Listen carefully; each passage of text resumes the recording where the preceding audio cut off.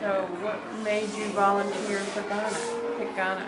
I basically wanted to use my skills, my experience, my background to help in a country such as Ghana, because this is my third trip to Africa. And when I researched the Volunteer Partnership for West Africa and saw the features and the programs that they offered, I just went and filled out the form and submitted it, and I got accepted. That's why I'm here. It's been great. I have been loving it. Every day is a new lesson for me. I learn from the children just as they're learning from me. I learn from the teachers and the administrators here just as they're learning from me. In the mornings when we come in, of course, we have our assembly, and we move on to the classrooms.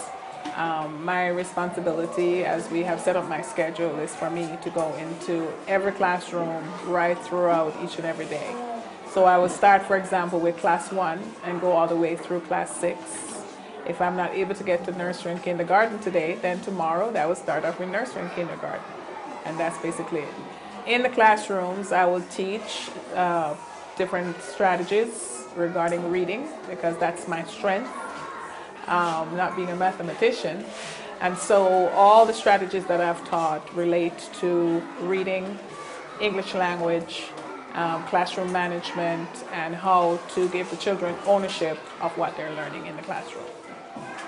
In discussions with administration, I asked, since my background is basically helping teachers on my campus in the US, a lot of orientation and professional development, are there any areas that they would like me to help with? And they talked about the classroom management and reading strategies and several other things. And so what I did was, from my memory, what I've done and repeated so many times, I drafted up a plan of what I would do for the 4 weeks. In terms of discipline, I have noticed that the children will listen. For the most part, you tell them to stop and they will stop. If a child continues and you say, okay, so I'd like you to stand or sit by yourself, and they will go ahead and do it. Not a problem. In the US, because of our rules and regulations, it's not so. So there's a big difference. This is the Ghanaian curriculum. And that's what you teach? And that is what I use, because although I know what I know from the US, I did not want to divert from what they are already teaching the children. And so when I came in and found out what the children needed to know or review for their upcoming end of year test, I tried to use exactly what the teachers have taught and not diverse too much, not take away from the children what they already know. It's teaching them something new wouldn't help at this point. I would say that this is a great place to volunteer. In fact, I'm planning to come back sometime soon, not too far in the future. So I would encourage anyone who asks me, check it out.